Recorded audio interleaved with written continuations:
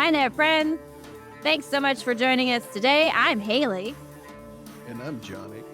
And you're listening to Johnny, Haleigh, Day of Fun. Who do we have on today?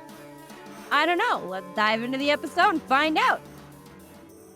Well, welcome everyone to another episode of the Johnny Haleigh Day of Fun podcast. I'm Haleigh with my brother Johnny, and today we are joined by Will Savive, horror and true crime author. Hello, Will. Thank you for joining us. Hey, guys. Thank you so much for having me. I appreciate it. First of all, I just want to say it's my birthday weekend, so Happy birthday. Thank you. Thank you so much. So I'm a little over, so I want to apologize to the editor of this fine program in advance. You know what? I think if you're a little bit hungover, that's probably on brand, right? If you're in the horror, true crime realm, I think, a little bit of self-medicating when you're in those subjects is probably, for sure. It's appropriate. It's apropos for sure. So, we connected. I was looking at initially your Amityville book is what I was looking at. So if we can kind of start with you have a background in forensic science, and you started with the true crime writing. So give us a little bit of a rundown of how did your creative journey begin then, if you started with sort of a science background? Well, so I guess I started, like you said, with true crime. I started writing, while I was going to school, and always been very interested in forensic science. The true crime shows, and it's something I was addicted to it. So I wanted to find out what was really behind it. You watch like CSI and all this stuff, and you see like these people, these CSI people with guns and stuff, and it's not realistic. And I wanted to learn, so I wanted to learn the ins and outs, and I went to school for it, and I really, really, just loved getting into the details of the murders and finding out what happened, these mysteries. How do we find out what happens? How do we fill in these gaps? So I actually started, believe it or not, writing the Jonestown book, my ''𝓕𝓻𝓪𝓷𝓴𝓲'𝓼. Believe it or not, that took about 7 years. I actually was. I mean, that case is a very involved case, and it's such a big, the huge event, obviously, like the Jonestown event is probably what most people know, but like, right. I mean, the build up to it and what it took to get there, right? It took a few years. Story. Yeah, it's a lot of information. Yeah, it took a few years just for them to get to Jonestown. It took several years. I mean, Jim Jones was, working in the community in San Francisco. He was working for, the mayor, who actually later on Mayor Moscone wound up getting killed. And if you remember, Harvey Milk also was killed. And, a lot of people believe that those things were linked to Jonestown. So yeah, there was a lot of things going on for sure. Yeah, that's interesting. You got to check, you got to check that out. I have a couple of references in the book to that, but, Jonestown I started, and I knew Jonestown as a kid, being, I'm a mix of biracial, so I'm Black Italian. So for me, that was, the kind of 90% or 80 to 90% of the population in Jonestown, they were Black. The courts were handing, Black children over to Jim Jones. He was in Jonestown, basically the only communication they had was him over the radio, over the speaker. And he was telling them, if you go back to the United States, they're putting Black people in prison camps. You got to stay here. He wanted everyone, he wanted people there. And, I guess for the mass murder suicide, there's a lot. I don't want to get too far into Jonestown because, obviously. Oh, yeah, no, you could do several podcasts on Jonestown. I could go on and on, but I do believe that there was some type of, CIA type connection with Jim Jones. And I detail that in the book, and I detail his whole life. But that book kind of took me in a different direction, and I wasn't sure what I was going to do. And I kind of put it down. I was like, I don't think I really have like a story here. And then along comes Amityville. A friend of mine came to me and said to me, hey, I've been investigating this Amityville thing. It's a real house. And I said, what? It's a real house? I thought it was just a movie. I didn't know that it was real. Yeah.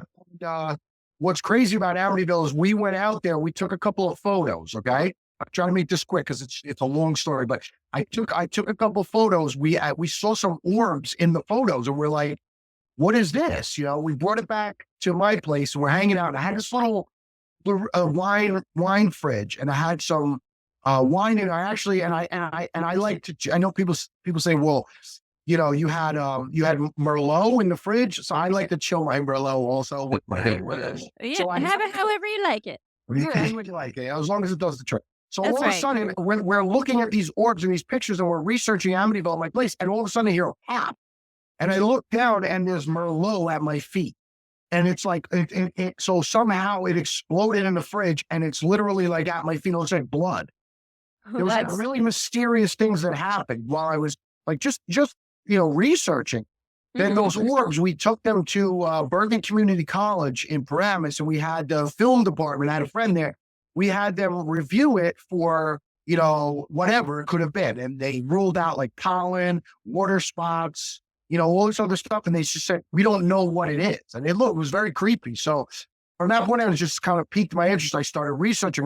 Then when I saw the murders, obviously of how that went down with 6 family members killed in their bedroom with a high-powered rifle that you could hear like 5 blocks away and no one woke up out of their bed. I mean, it just, all these things started coming together, like true crime, paranormal, everything you can imagine is in one case. I'm like, this is it, right.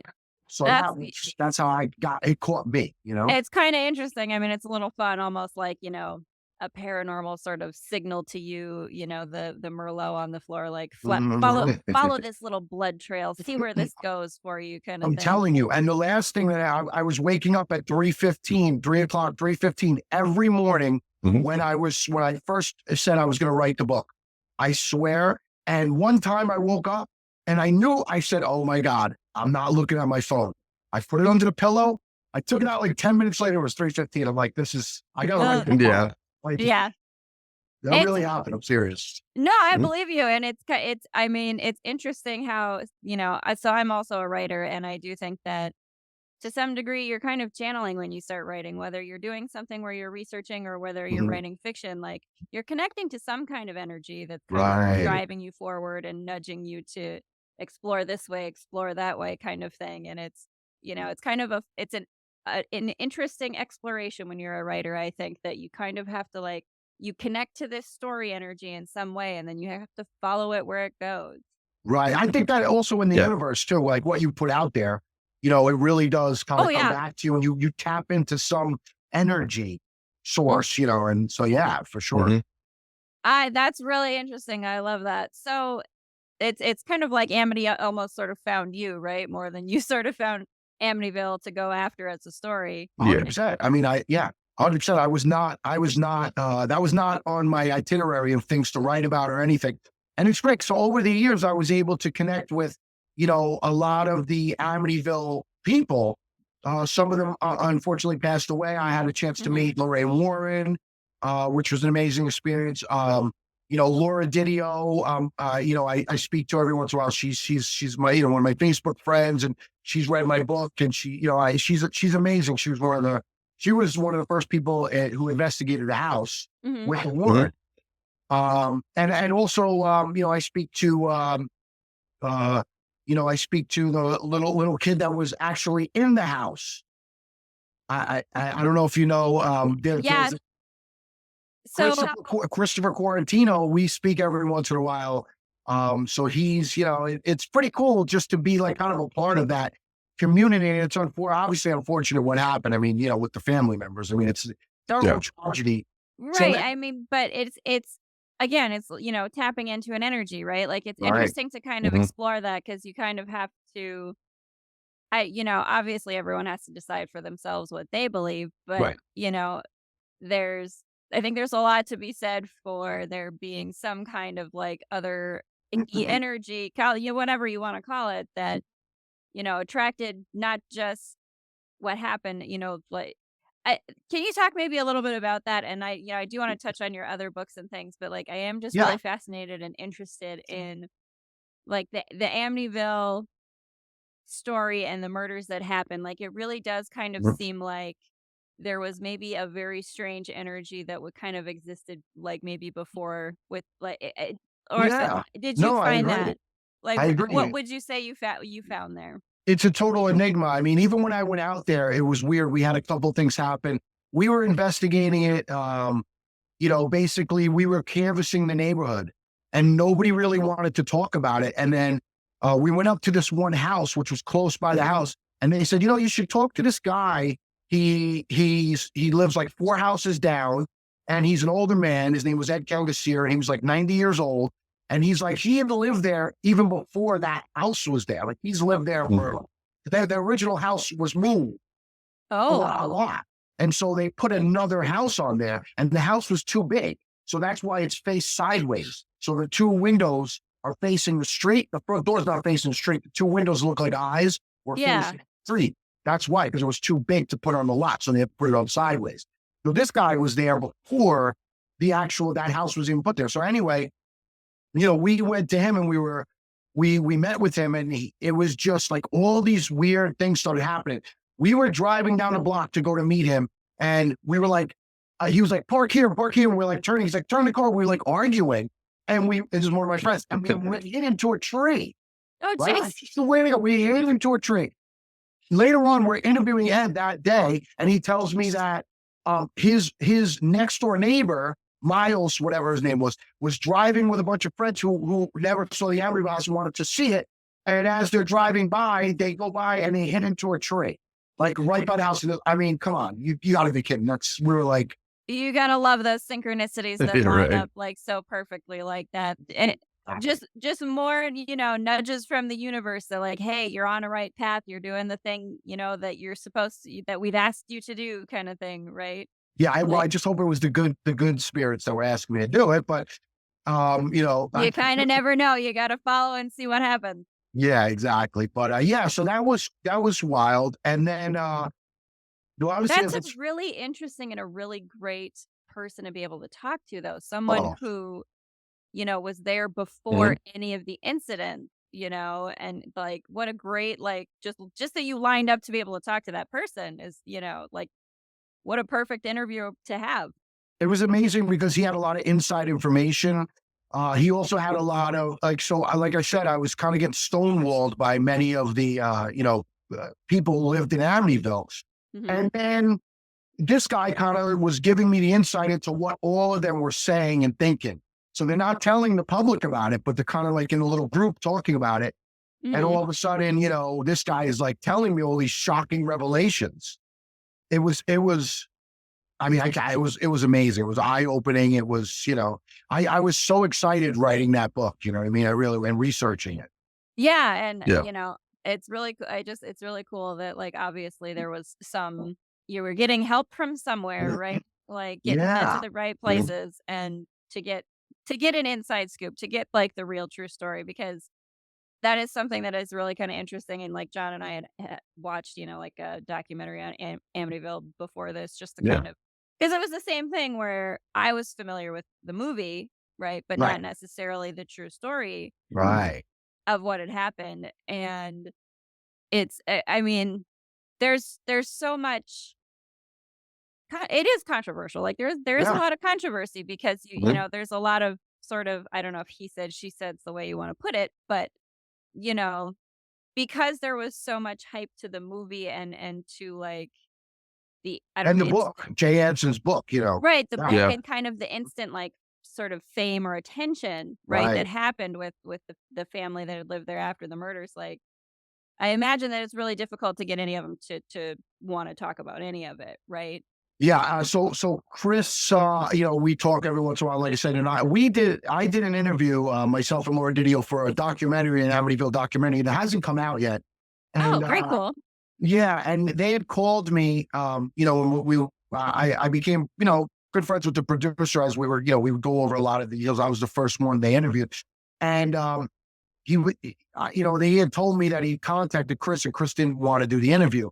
And then myself and Chris were talking and he kind of was thinking about it and then, but he just didn't want to do it. I mean, I don't know what the fascination is as far as with the family members. I know Joe, the daughter who saw Jody, she has never came out publicly. And I think maybe the other brother maybe said one or two things. Now remember, that was George Lutz's stepkids.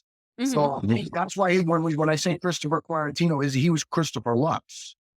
And then but I guess he went back to his original name, his father's name.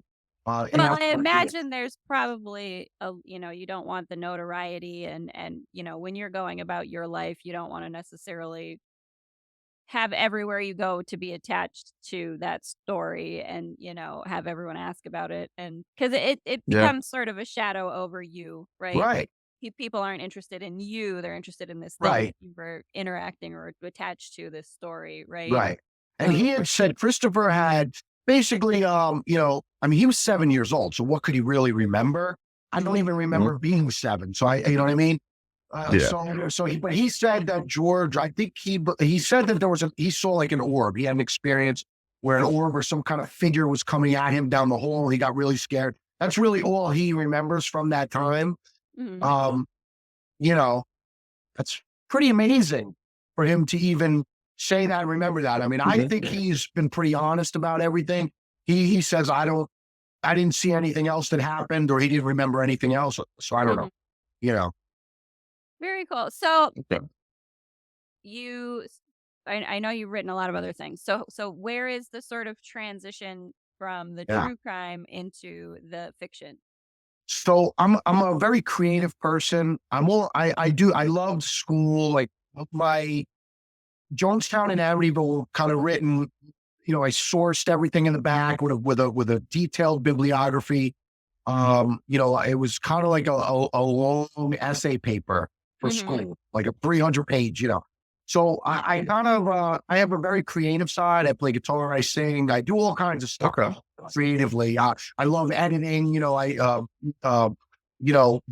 and I do all kinds of creative stuff. And so it wasn't feeding my creative side, the true crime. Plus, it's very controversial. The topics that I've taken on were very controversial. And by nature, I mean, I didn't want to really be controversial with this. I want to come on wearing a suit jacket with a Rolling Stone shirt.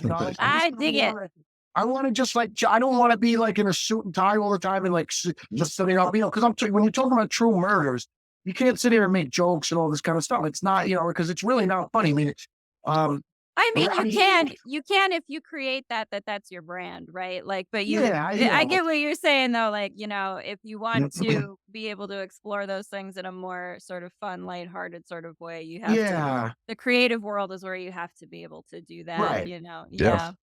Right. I was finding it hard to kind of create that type of image where I'm being myself, yet able to talk about these things in just a loose manner. So anyway, combination of those things, I transition, but I got to be honest with you, fiction is much harder than nonfiction, writing fiction.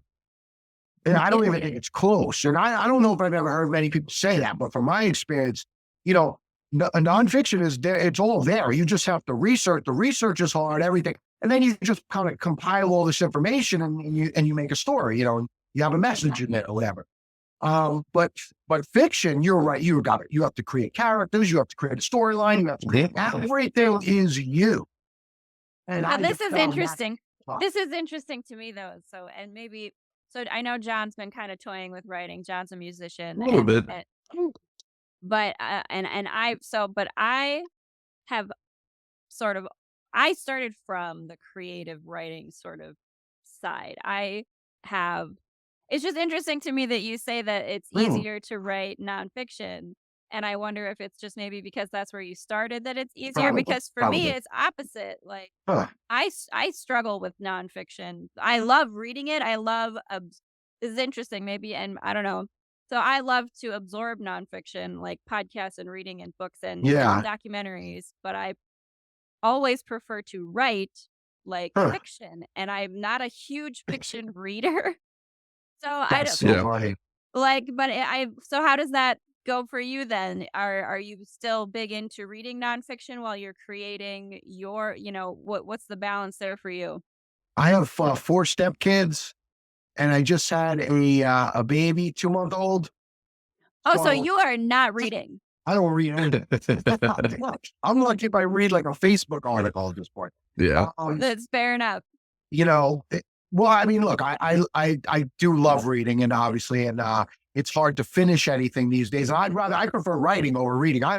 Listen, I'm with you. everybody has their own process. 𝓕𝓻𝓽𝓀 says, if you're not writing, read this, read that. Yeah. You have to do, you have to write 10,000 words a day.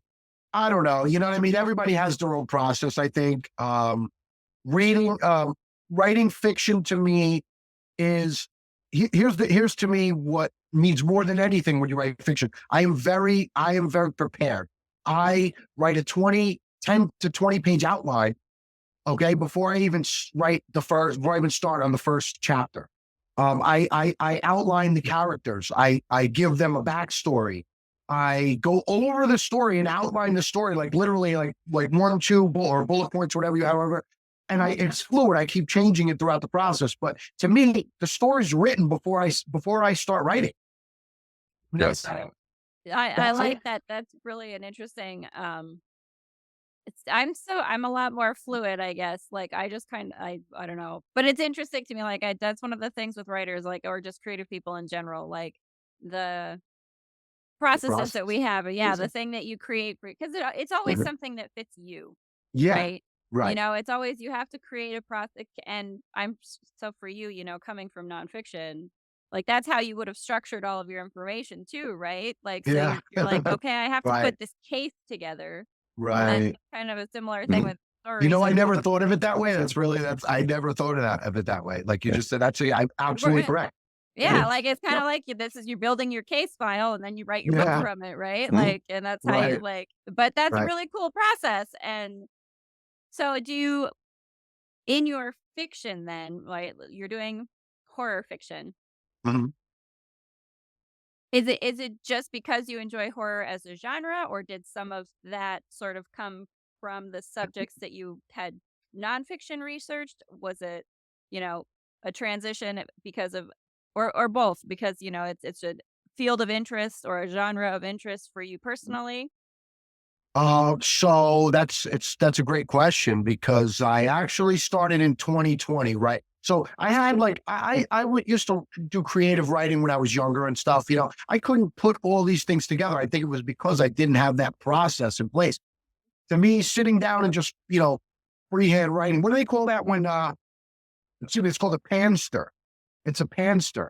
That's a new term. I just Okay. learned. I was gonna say that's It's not familiar to me. it's somebody who just sits down and writes off the seat of their pants. So it's like Okay, free. so that's how I do that. Like when Right. I'm writing, it's Yeah. more of a like in the moment flow sort of thing. And so that's what's kind of interesting to me. Like you basically build the whole thing first. And for me, Yeah. it's sort of like I'm more Yeah. in like I have to sort of connect to whatever the energy of that story is in some Right. way. And like and then it kind of goes, and like I kind of have things that sort of like are revealed to me as I'm going. But Right. no, It's go funny ahead. because I saw an interview with 𝓷𝓻𝓪𝓷𝓭, and he said his process is he writes the end of the book first, and then he goes Yeah. backwards and tries to fool people, all along the way and trick people. I just thought that was really, really cool. But Yeah. I not love my that, thing. and that's so funny. I was just thinking the other day about Goosebumps books that like I used to read R.L. Stein all the time, and I Love was him. that person that I always would read the last page of the book first. Like I was that person Yeah. because I wanted to be excited about how I got there, right? Like, Right. and it was Yeah. that's kind of what it was like, okay, now I know, like, oh, what? How do we get there? So Right. that's interesting that that's the way that he wrote it, was to start with Right. the end. I love that. Very cool. Can't do that with my books, or else there's no use in reading the rest because Yeah. I guess my MO would be character development, storyline, and the big twist. Okay. If you can figure out where this is going, even by like the last chapter, I didn't do my job. That's what I feel like as a horror author. I want you to be completely surprised of who did it, what's happening, except what you just read. You didn't even know what was going on. That's one of my books, Nomad Station. Mhm. That's So you want you're like an aspect of suspense with it. Of course. I want Yeah. action, adventure, suspense. kind of try to put everything into one. I like the psychological aspect of it. I love, psychological horror. I don't want to just, have it gory and bloody. I want it to be you to be scared. I want you to be more scared when the person is being stalked than when they get caught. You know what I mean? Yeah. Yeah, I mean, it's kind of like I think that that's an important thing to keep in mind with horror because I think of things like what comes to mind for me is Jeepers Creepers, that movie. Yeah. Like, Yeah. as soon as you saw the Classic. Jeepers Creepers monster, right? Yeah. There was it was like, "Okay, well, I know it's a big reveal, but I'm less scared now because I've seen it." Right. Right. Right? And so, like, Right. Of there's a course. kind of a fine line there that you have to follow, and, so, Right. like, what I mean, not to say that horror as a genre doesn't have its place for, like, I love monster movies and, like, Yeah. slasher Yeah. Of movies. course. Of course. It's just preference. That's all. Right, but, Mhm. like, the psychological element, like, when you can really get inside someone's head and have them freaking themselves out, Right. right? Like, Right. that's fun to play with too, though, and Yeah. Like that's what's in that Mel Gibson movie? Where he did with M. Light Shyamalan, whatever. Signs. Yeah, like I mean, Yep. I thought that was a little too much because I got to wait 2 hours to Mhm. but still, I got to be honest. I mean, I'm saying that, but it was amazing. Like when they were banging on the door, you were like, "What is on the other side of that door?" I mean, you only got Mhm. Mhm. like a tiny look at the alien, but you were just scared the whole movie. Like I was petrified. You know what I Yeah. mean? Well, Well oh, go ahead. like a movie that gave me that feeling wasn't even a horror movie. Have you ever seen the movie, Prisoners? Mm. It's Maybe. it's got, is it, it's got Jake Gyllenhaal. He's a policeman. It's about a abduction. Was that with I did see I don't why can't I remember like too much of it, but that was a great movie. I remember. Yeah, that's one of my favorite movies from, like, the last 10 years. I love that movie, but it's like that gave me that feeling, what is going on? If anything, Yeah, I love yeah. that feeling. Was that where you had the 911 call or something? It was, it was where these kids got abducted and then they were brainwashed with LSD. Oh, I didn't And see that. then I have to see that. yeah, and then these parents that abducted them talked them into abducting other children, Oh my goodness. and then they try to That's brainwash them with LSD. Okay, so we're basically talking about links to Jonestown at this point. Somewhat, it's very cultish too. It's very they Yeah. use like and the way to escape this house is you have to finish a book of mazes that they put together, and the whole thing is built around this maze. Wow. It's a weird watch, but Sounds yeah, if you intense. haven't seen it, it's one of the best movies I've ever seen in probably the last 10. I have to check that out. But that was that was Patty Hearst. Remember Patty Hearst? I don't know. Yep. Yep. Yeah, well, Mhm. that's well, they so the guy, I guess his name was Sink or whatever they called him. He was in jail, and he said that the CIA were doing like torture techniques on him, Yep. and they basically were giving him LSD and mescaline and all that stuff, and then they kind of like conditioned him to do these things, and he said, "I can do this on the outside." He told one of his prison mates, and then he went out and kidnapped Patty Hearst, kept her in a closet, and then had her, robbing banks. Yeah. So it was very, yeah, I did. And that was linked. A lot of that's linked to Jonestown because that was Congressman Ryan, who was the first Mhm. congressman killed in the line of duty, U.S. Congressman, in Fort 𝓕𝓻𝓪𝓷𝓴𝓲, Jonestown, Yep. right? And he was actually investigating the Patty Hearst. He was like one of the main investigators of that. Yeah, Interesting. yeah, he was investigating. So he was investigating Congressman Ryan, the CIA's, basically experiments, the covert Yeah. experiments they had, and he had actually made an amendment, the Hughes Ryan Amendment, because he thought that he wanted them to come to Congress with everything. They had to come with all these secret, experiments they were doing, and So was that that was attached actually to, like, the purged. Well, MK just so you like know, that was purged.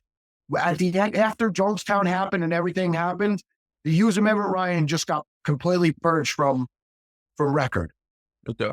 Weird. So anyway, that is I mean, I don't know how much you since you're fiction writing, I don't know how much you wanna do the research and that sort of investigation intensity stuff, but, I mean, that's sort of its own rabbit hole to go down, right? The oh idea of, yeah, like, the MK Ultra stuff and the connections to, like, other bigger happenings like Jonestown and, things that this is something that I don't know if you're familiar with In my Jonestown book, I do a whole chapter at MK Ultra, and it's connect. And then Do the next chapter is a connection to Jonestown.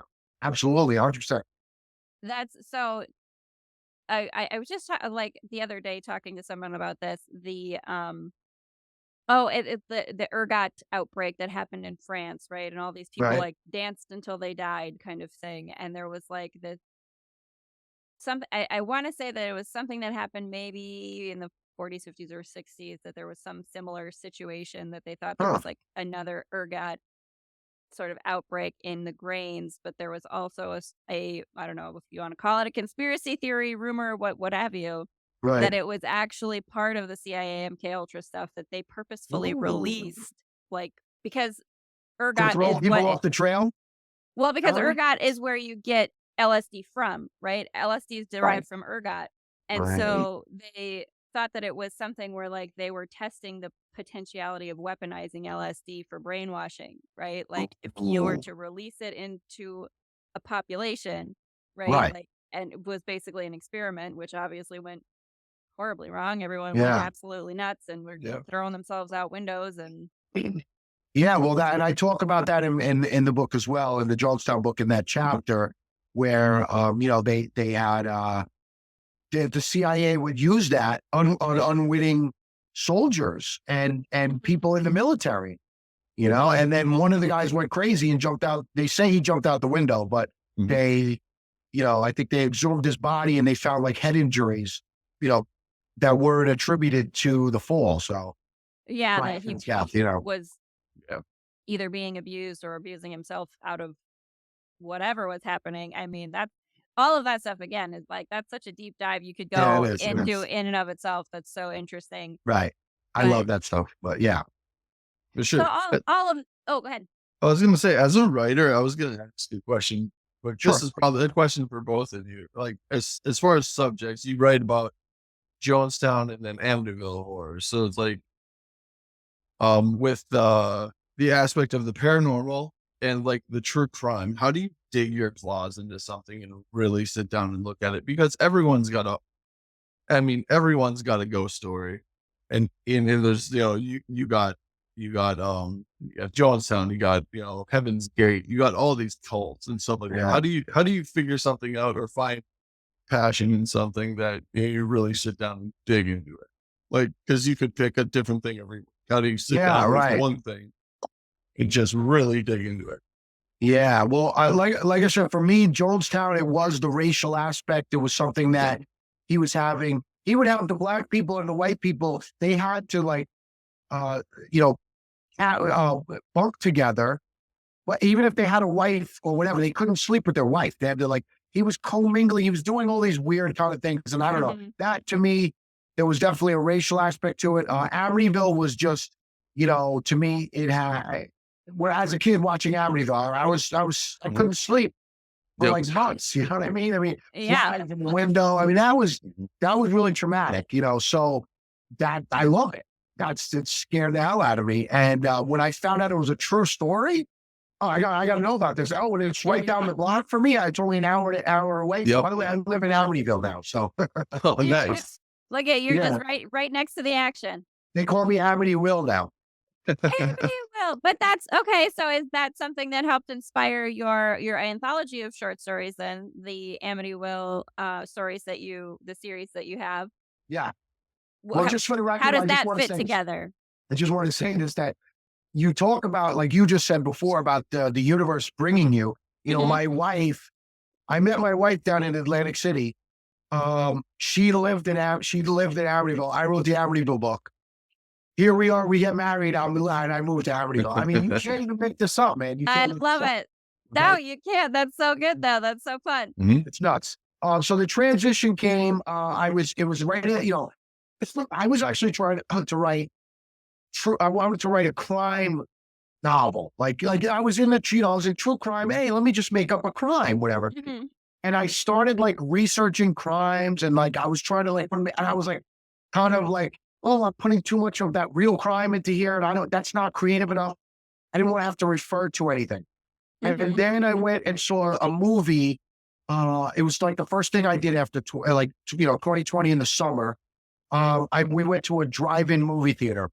And Okay. I saw uh what's that movie with there was like four people. Oh God, I can't remember. It's a really good movie. And I'm like, I can do that. Like I can write that. Like, why am I not writing that? And I'm a huge horror fan. I never thought of writing horror. And then I'm like, I can do that. So I went home and I outlined a story called The Whistling Man. And I worked on it for a while and then I kind of put it down. And then once I just remember uh one day I had like 2 or 3 chapters and it was good. And then I just was like, zoom. And I wrote like the rest of the book in like a month. And I'm like, wow, maybe I have something here. And it was very similar to me. It was like kind of like it was based on four Americans abroad who Mhm. went, and there was a cursed land. It was like not there was no it was abandoned, no lights or anything. And the guy he inherited property down there, and he wanted to buy this property also. So they went there because there was the whole thing with the mine and everything and whatever. And so obviously you could see how that goes. But it was based a lot about like on Halloween. I'm a huge Halloween fan. So a Okay. lot of the stalking was similar to like with the way it is in Halloween. And then right as I was finishing that, I think I did Nomad Station. I started Nomad Station before I was even done with that book. And it was kind of like, wow, this is just flowing. It was just coming out of me. Nomad Station is a woman who takes a train ride, and she takes a subway every day. She's riding, to work. And then all of a sudden one day she's like, where am I? And it's going really, really fast. And then she winds up at Nomad Station. No one's there. And she's on the phone with her sister half the time trying to figure out how to get home. Weird things start happening, et cetera, et cetera. That book won audio book. It won Mhm. a best paranormal audio book of 2022 by It's audio. not that Yeah, that was like that's amazing. so cool. But like I love to hear that story because I just love that it's something that like flowed. It was you didn't it wasn't a like I had to try to force myself to do it. It was like Mhm. that creativity was just rolling, Yeah. and that's the thing that does end up becoming a success and working, right? Like if you can follow that flow. But I love it that it's kind of like, again, like, the universe revealing to you as you go along, like, follow these little threads of this true crime stuff. And then, like, you were like horror, like, go mix this together and Yeah. you can create like worlds of your own kind of thing. It's like the story's already there and the universe just reveals it to you almost. You know what I mean? No, it really Yeah. is. And I think that's kind of a fun, like, element sometimes, especially because, like, what is that word when you just sit and write? It's that you Oh, learn. panster. Hamster. Yep. Because that is yeah, but that's kinda how it goes for me, and, like, I've been sitting and writing before where a character sort of personality element or back Manifests. right, like, just and, like, the information about the character will just come to me, and I'll be like, "Oh, that's Yeah. great. Mhm. That's fantastic that that's who you are," Did I write that or did that just somebody or just whispered in my ear? Yeah. right? There's Yeah, so much like, I love that element to it, though, like, there's almost absolutely. something kind of paranormal and fun in that process, right? Yeah, Like, yeah. there's that kind of energy of mystery and, like, is this all just my mind or am I getting some information from somewhere? Right, Like, Yeah. right. that kind of it's a fun little game to play And when you're writing. yeah, absolutely. And I lived in the woods at that time. I wrote six books.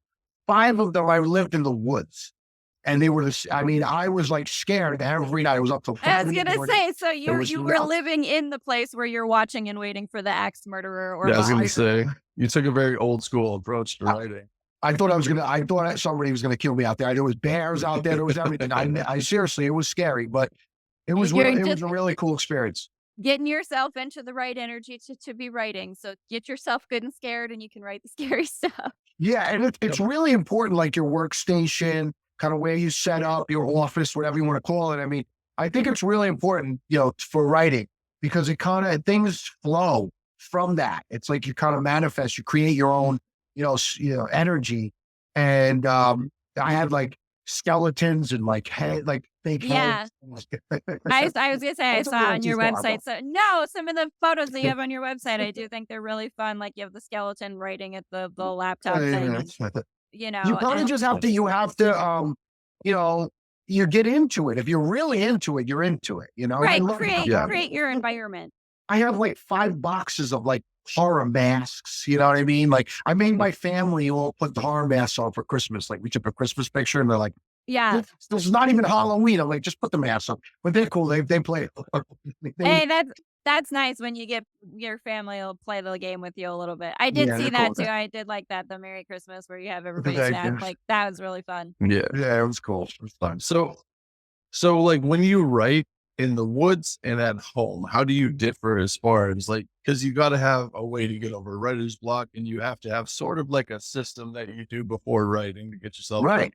like a lot of people say they'll like, if people smoke, they'll sit down with a cigarette and they'll smoke, or they'll smoke while they write, or have a cup of tea or something. How does that differ if you're in the woods? Yeah, do you versus have any if you're at little home? what are your little things that you use to kind of get yourself into the flow? Well, it's 'Cause you're- definitely bourbon has to have bourbon. There's no, I'm serious. I'm not even kidding. Like, but the key is you have to write before as you're in that high, like the kind of, but you can't get too drunk. Yeah. So it's like, Yeah. you got a limited space here. You can't go down either because then you're tired. So yeah, that's a whole other thing. But like you just said, the writer's block, it's funny that you said that because to me, being a pantser, I don't know how you don't get writer's block. I can't get writer's block because I'm like, okay, here's all the scenes are already done. Yep. So now I'm like, write this scene. I kind of like compartmentalize the whole book and I write this scene. And I refer to other scenes. Like there's obviously, and I try to, use foreshadowing and all that kind of stuff. But then also, remembering little clues that you had here that bring you on, that come up later in the writing process. You know what I mean? So there's no writer's block for me whatsoever, because the only block I would have would be, where do I go with the story next? It's not, you know what I mean? It's not the actual writing part. It's like, okay, the killer did this now, but how does he get to here? You know what I mean? I want to get it to this point. How do I get it there? So it's just those little details you got to work out, but there's no block, I couldn't write like that. I could never write Pantser because I would just stop and go, every 2 seconds I'd have to be kind of, I don't know where the story's going. Like, how could I not know where this is going? Yeah. You take a very investigative approach to it. It's a different style. It's just a different putting style. it together in your head. Okay. Yeah, for sure. That's I don't know, it's funny how that works when you sort of envy other writers or creatives, the process that they have, right? Because I think to myself, like, I might try that. Start with the What? You like gonna try to like the out- bourbon? The bourbon? no, Berman. I stopped drinking wine. But start with the ending, like figure out the ending and go back. Yeah, that's RL, man. That's all RL. That's pretty cool. Cool thing to do. Yeah, see, and I don't know, it's just interesting to me. Like I do kind of, I think like, "God, I wish I had that," but for me, it really is sort of if I sit down, the less I think, the more I can flow with it. Yeah, And, yeah.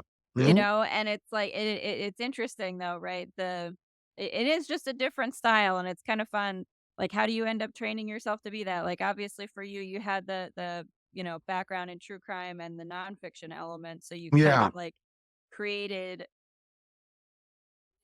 your own way of doing it so that it is really easy for you, right? But it's I don't know, it's interesting. So No. I'm gonna have to think about it when I'm writing now, and I do sit and I just kind of flow. Like I don't know What where you that just comes said from. was exactly, I guess, what we are all, I guess, trying to do. It's just the processes that we are trying to do that with are different. So you were trying to write where you're trying to not think. I'm trying to do this where you just kind of want to flow. I want to do the same thing. And in order for me to do that, I need that structure of the scene already kind of in place. And then I can write the scene without actually having to worry about where do I go from here. I know where it's going. Now I can kind of key in on, just letting it happen.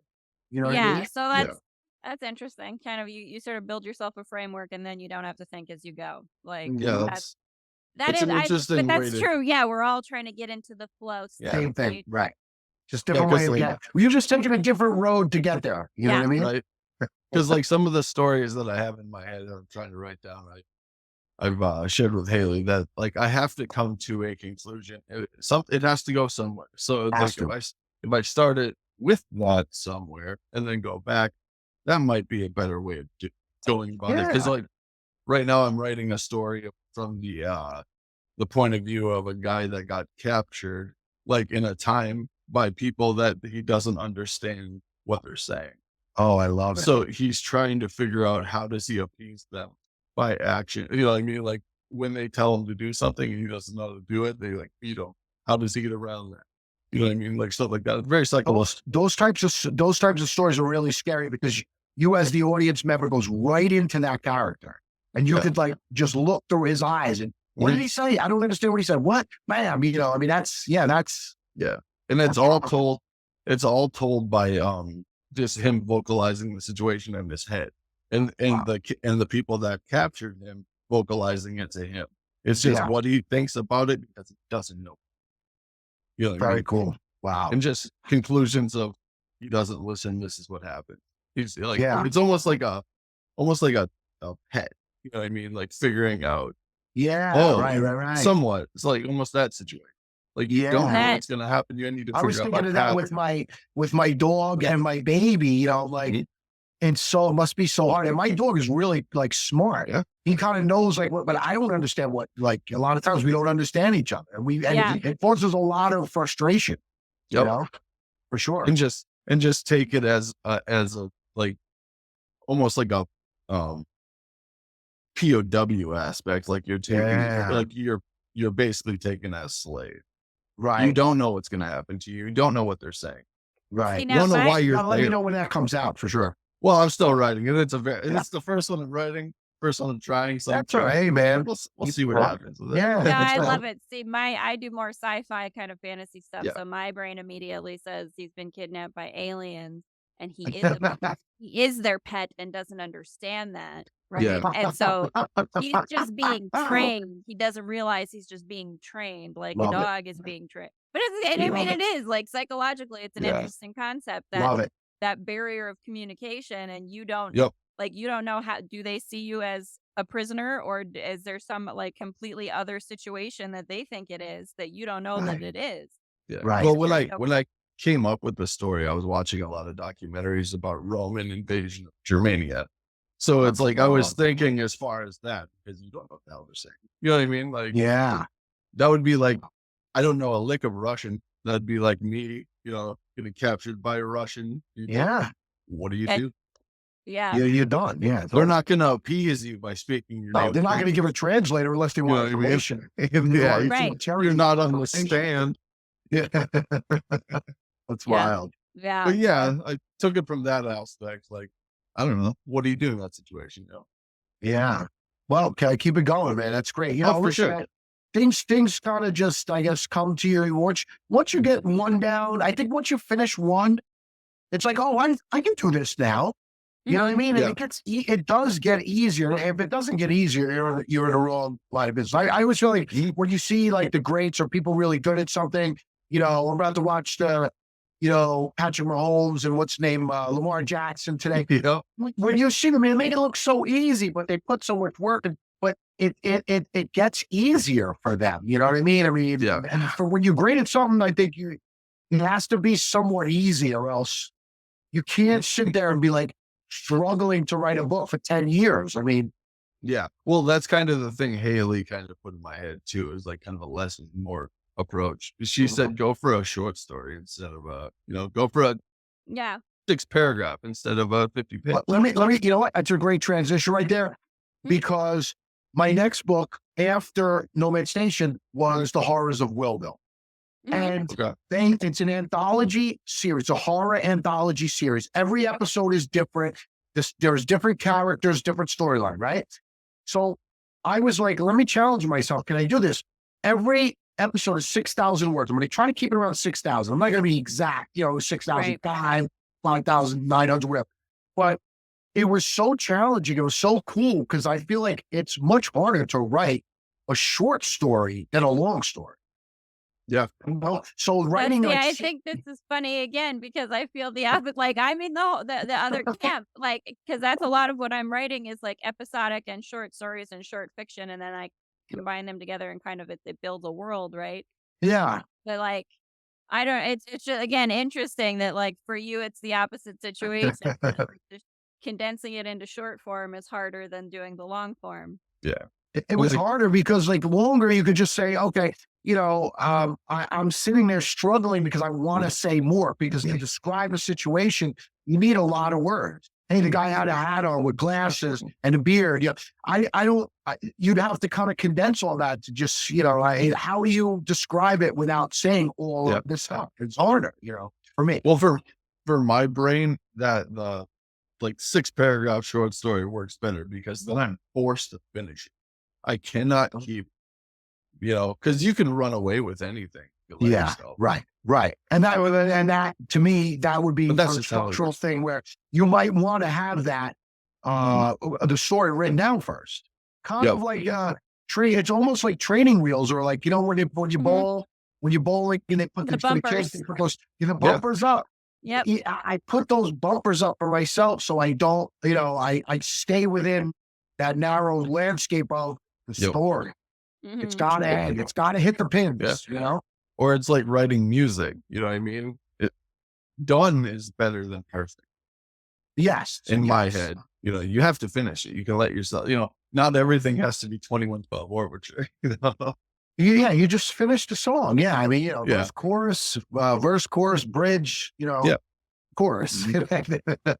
For sure. I- But the Hearts of Willville, I actually, which is really cool. I had a couple people reach out to me, some production companies, and one guy is supposed to be getting back to me on and we're gonna be trying to get this, I guess, put a pitch deck together and try to get it as a streaming series. That So would I be really so can't- cool. I would love if keep us posted on that I because we definitely would will.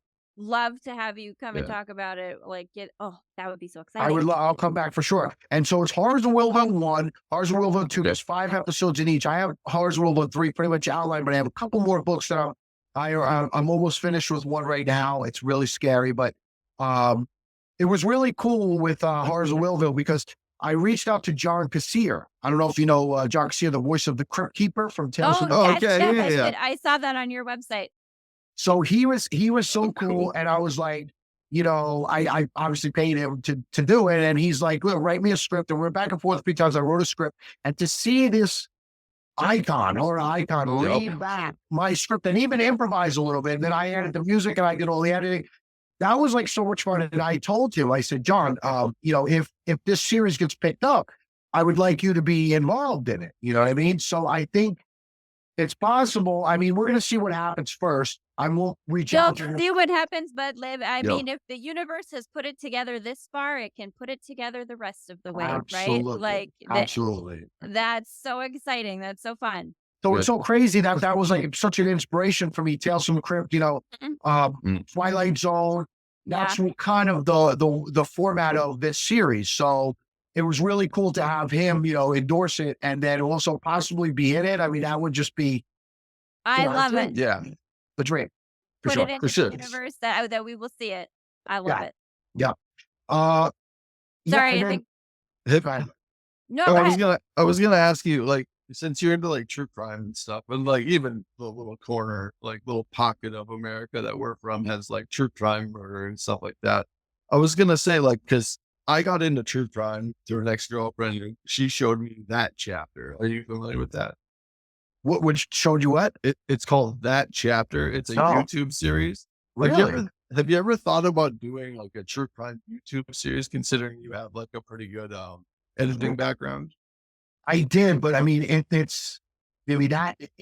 takes so much work. The stuff that I edit, Yeah. it's like small, like minute or two. And Okay. it takes a long time. You know what I mean? Yeah, I get it. And I would love to do that. Believe me, if I could get someone who's like more, I guess, production inclined, who has like great cameras and lighting and all that kind Yep. of stuff, then I would definitely consider it. I was actually thinking about doing a short, like movie, but it's just, I mean, even Mhm. those, I mean, you're talking like one episode of Horrors of Willville, 6,000 words. I could run like $200,000. Yeah. Yeah. It's astronomical and ridiculous of what these things cost nowadays. You know what I mean? So I really need help. I need Yeah. a production company. We need investors. You need all Mhm. that. For sure. Yeah. I can do But- as much on my own as I can, Oh, for sure. Yeah. I get it. No, but it again, if it's something that you feel is where you're kind of headed or where you're going, like Mhm. the pieces will come together, Right. right? It'll I it'll hope fall so. together the right way. Like I do Right. think that would be really cool too because love the true crime also. It's always so fascinating, but and Yeah. kind of like John said, like we've all got a true crime story, right? Oh yeah. We've all had something in our hometown or stories from when you Oh were a yeah, kid kind of thing. absolutely. Mhm. Yep, some things happen always. And then finally, I just to touch on the last thing I've done because I don't want to pass this up. The Embittered of Oz. I With, was gonna ask about that. oh, you're So gonna that's ask me? because I read I was on your website, I was reading about it. It's interesting to me that's not it like sort of the flip side of Oz, I guess, like the dark mirror world of Oz. So, but yeah, go ahead, talk to us about that. Yeah, and I'm sorry, I didn't mean to cut you off with that. No, go ahead. So, It's Not at all. definitely something that is I love Wizard of Oz. I love Wicked. I love the just the elements, right, of like again that sort of fantasy world. And so it's interesting yeah. to me the idea of blending it in a horror sort of way. Yeah. Well, the first thing I had to do was do a lot of research because it's very tricky legally. Yeah. MGM owns the movie, and you can't. But the actual book is in the public domain, so Right. you can reference like I guess things that are inspired by the book, but you can't reference anything from the movie. And it even gets crazy to the point where, like, if you were explaining the Tin Man and you put like that, what's that, the tin can with the Yeah, the funnel on the slap or top. whatever, Yep. Mhm. that is the movie. And kind of legally, there's cases that say, that you're explaining the movie character, people would know from that, so you lose. The Mhm. ruby red slippers in the book, they were not red. But if you say ruby red, you're in legal issues. You know what I mean? Mhm. So I kind of that was the first thing I had to iron out. Then the second thing was like, how am I going to make? I mean, I was scared when I saw the Wizard of Oz. I was scared. Like when I was a little kid, it was fun, but I was scared. I remember being terrified. It was one of the first. I felt like it was the first horror movie I ever saw. Yeah. Yep. It was just a natural transition. And so in my book, all your favorite characters are with the witch. So the Tin Man is the Tin Soldier, and he's her right hand man, and he's like the Terminator with an axe. Okay. Okay. And then you have the lion. Is she doesn't have a broom? She has a lion with wings, and he flies, and he has a tail that is a scorpion's stinger, and he's Okay. mean and nasty, and he basically flies around and he eats little people. He loves to eat the little munchkin, the middle Liverpool. Okay. Did you do did you do I'm any crazy, man. sort I got issues, man. I got issues. Yeah. No, Yeah, we all I do. think it's great because so what did you do any kind of research? I mean, obviously you're doing the research into Oz, and I think that's really great that you have the background, your nonfiction investigative background Right. definitely would have helped you to it, research the things that you couldn't do, right? So that you could write this story, like drawing on that, like it again, the universe gave you that little knowledge bit so that you would be Mhm. able to write this and avoid the copyright issues, right? And be able to Right. like integrate that world. But when you're talking about like the lion with wings and the scorpion's tail, did you do any research on like creature lore or mythological creature lore? Because that I can't think of what it is right now, but there is such a Yeah, I saw like fairy pictures and tale. stuff. Yeah. Yeah. I was looking up like crazy lions or whatever, or scary lions, and I saw that and I'm like, yeah, that has to be my lion. I mean, how Well, can but I that? Yeah. love it. It's like incorporating other sort of mythological lore without having, you have the imagery there, right? You don't have to necessarily go into all of like where it comes from, but like you can Yeah. incorporate that sort of additional that imagery and that has like again, it's kind of like its own little rabbit hole that when readers like pick up on that image, right? They can go Yeah. down that right. So it's I like that sort of element in writing where you have those little pieces that kind of send people off on their own little wild goose chase, Yeah, of you know? course. And then cross-referencing everything leads to everything else. That's Yeah. really fun, of course. Um, the scarecrow to Mhm. me is like it's just right there for horror. I mean, the Well, scarecrow yeah. Yeah. already has a mask on. You know what I mean? Where it's a scary scarecrow mask, and it's a plane crash. So that's how it happens. And it's not a house that goes; it's a plane crash. Okay. Well, But I like that because you're kind of also bringing it into maybe not modern era necessarily, but like sort of again like blending like the fantasy world that is Oz, but blending it with like our modern world. Yeah, And that's exactly. interesting to me, right? Like so Yeah. bringing those fantasy elements into something where oh, we could maybe interact with that, right? In Yes, in like this our could happen to world. you, maybe. Right. Like I want Bermuda Triangle everybody to kind of. think. I want everyone to be scared, and I want everyone to be able to put themselves in the position of the person or the protagonist or whoever is getting chased. I want them to feel like they're running from Yeah. Yeah. and yeah, of course. I mean, anybody could get on a plane, anybody could get on a subway train and wind up at Nomad Station, Mhm. Mhm. or you can wind up in Oz. Right. Yeah. But I mean You know? I do love that element that sort of like everyday life and your everyday autopilot like could suddenly be shifted into something just like Yeah, magical, paranormal, just right, horrific, right? And it kind of gives you that element of like that's how you can relate or attach to it as the reader, as the audience member, right, Mhm. so that you really are in it with the character. And I do really, absolutely, like I love that when you can do that with bringing the fantasy elements together and really embody that. right, absolutely. Yep. I love that. That's so cool. For And so sure. that one is out as is it a audiobook right now? That one is The Embittered of Oz. I love the cover, by the way. thank you, thank you. Not only is it all my books are audiobooks, Mhm. Okay. and all my books are in all formats. Ronnie Rollins, he's an English voiceover actor. He did the voice for this. I really wanted everybody I got. I wanted that specific thing. I wanted an English speaking, like an English accent to do this, and he was There's so something kind great. of extra magical when it's the English accent, right? He's oh my god, I don't know what it is, but he really, yeah, it was like he brought this whole thing to life. And this the audio that audio book won best action adventure audiobook of 2022 by audiobookreviewer.com. Audiobookreviewer.com is like affiliated too with audible.com. Right. You Okay. know, it's on the Audible advertises them on, and then like kind of like draw you to go there to do that because it does help them, their brand for sure. Yeah. For Really sure. I good. mean, but that's still really excellent for you. And I do love that,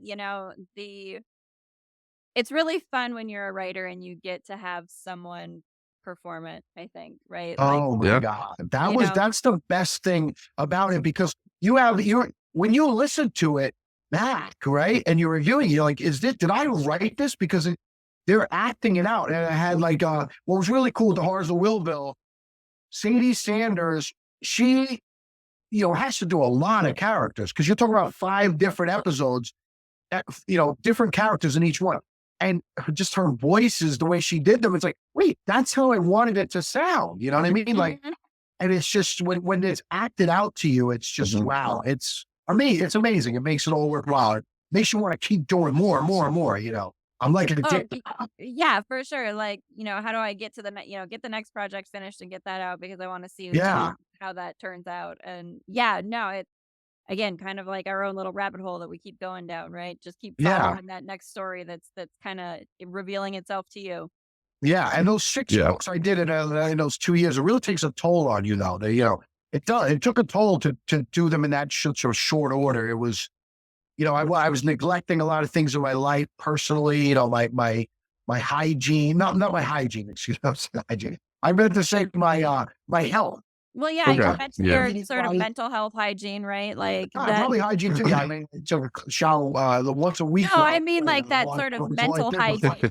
Yeah, but the mental the mental hygiene you hygiene. have to do like because when you really are focused and you're kind of in those projects, like, and I've been in those too, where you kind of hit that flow state and you like hours and hours go by and you're like, oh, did I eat? Did I, Yeah, I don't care about anything else. Yeah. right? Like Yeah. you start to sort of like neglect the things that like, oh yeah, I probably should get up and move around and not be sat in this same Mhm. chair. I probably should go feed myself. I probably should drink Yep. some water.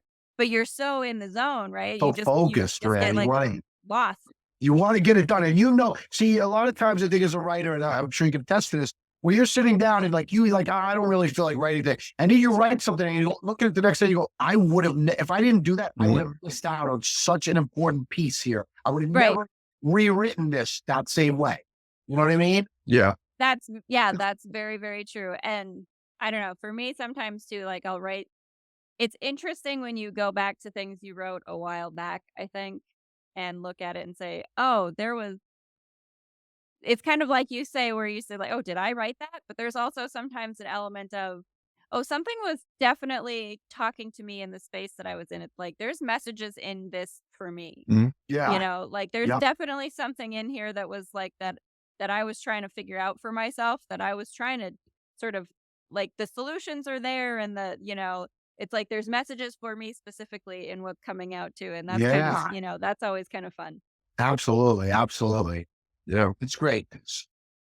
I I was going love to it. say So, one, go ahead. one, one practice that I stopped doing, I should pick it up again, is I used to walk around with those little pen pads or whatever, those Oh, little pocket pads.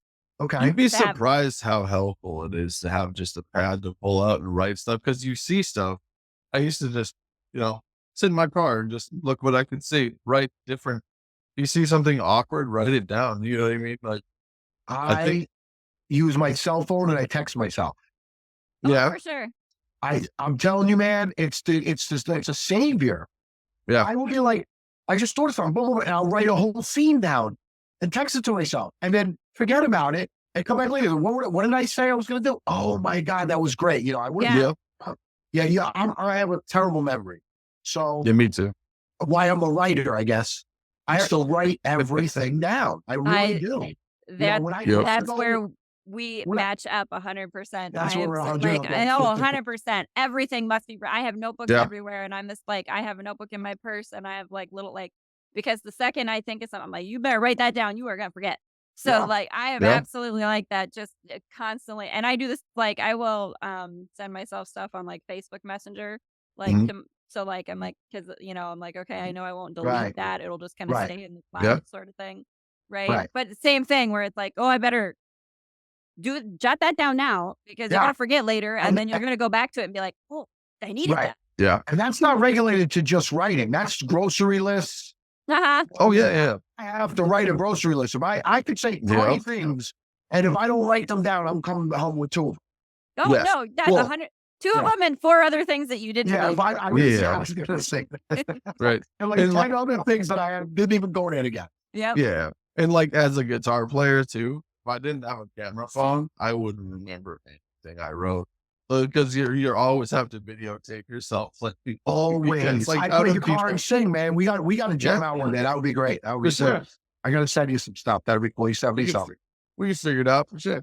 Well, Absolutely. I would love that. That would we could Yeah. have like a Patreon hangout session. You guys like I Yeah. can I can do lyrics. I'm not musical otherwise. That's the only help I could do. But like that would be super cool, super fun. I love it. I was just jamming out yesterday. I went to Jersey to see a couple of my friends and my mom, and I was jamming out. And I actually gonna put it up on.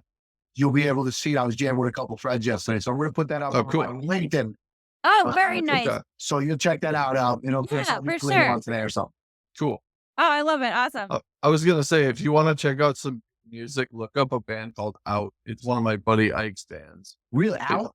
They're called Out. They're from Kalamazoo, Michigan. Okay. All Look right, up I'll check that out. look up an album called Billy. It's got a dog on the cover. It's a Billy. yellow cover with a dog on it. So yeah, check that out. That's one of my personal friends and Haleigh. Haley's personal. Oh, They used to yeah. call- What's that? They used to call. Well, I mean, my name's Will, so they used to call my Yeah. mom Billy. So as soon as you said that, brought me back. I got to check. Yeah, Oh, for sure. nice. And Yeah, we've had Ike on in the past. So if you want to know a little I bit about Ike, I was gonna say like Ike is kind of a weird music person. Like you guys, I bet you guys would be super fun if you got together and like tried to do some all three of us. like Oh, a wild, man. collaboration thing. Yeah. Yeah.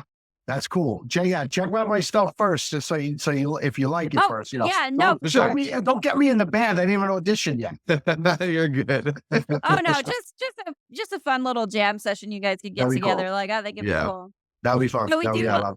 I do definitely want to be respectful of your time. Oh, thank you. We so appreciate you coming I haven't on. talked to you guys all day, to be honest with you. That's been fun. It's a lot of fun. It's a lot of fun. But you're right. The Chiefs and the Ravens are starting. So I was Oh, gonna say, well, yeah, one for more sure. thing, if you want to watch that movie, it's called Prison. okay. Oh yeah. I'm gonna probably follow up with you guys on some. Well, once I get this back, if some of this is edited out, I definitely want to go back and reference some of this because we've talked about a lot of things. And again, with my memory, I have not been writing it down. So this is my write down right here. This is your record. Don't worry about it. We'll share it all out for you. So, but do before we go, let people know where they can find you if they want to find all your stuff. Yeah, you can find me at 𝓕𝓻𝓪𝓷𝓻𝓽. It's Will SAVIVE.com. All my stuff's there. This interview will be there. All my books, links to where to buy them from Amazon, Barnes and Noble, whatever.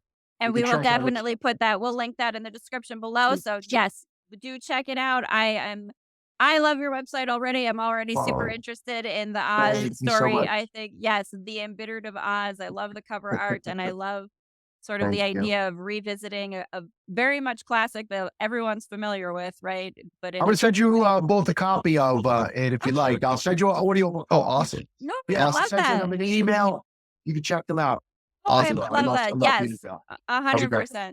Thank you so much, Will Savive, for joining us today. This has been so much fun. We absolutely have to have you back, and do keep us posted, please. If you get rocking and rolling on a series, we can help you promote. We would so love to have you back to talk. We'll stay in touch. This business is about networking, connections. You know what I mean? Sure. Cool people having great conversations like this. So that definitely we'll do this again.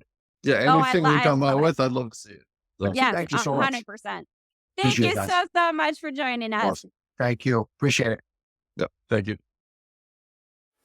Thanks so much for listening, y'all. Hope you enjoyed our guest. I've been Haleigh. And I've been Johnny. And you've been listening to Johnny Haleigh Day of Fun. Check us out on Patreon, patreon.com/JohnnyHaleighDOF. Email us at JohnnyHaleighDOF@gmail.com. And follow us on TikTok, Johnny Haleigh DOF, and on Instagram. And if you have any hate mail, do send it. We would love to read it on the podcast. Right, Johnny? For sure. Absolutely. Thanks again for listening, y'all. Peace. Special thanks to the Parapost Network for the support of their community. Check out all the great podcasts on the Parapost Network on Facebook.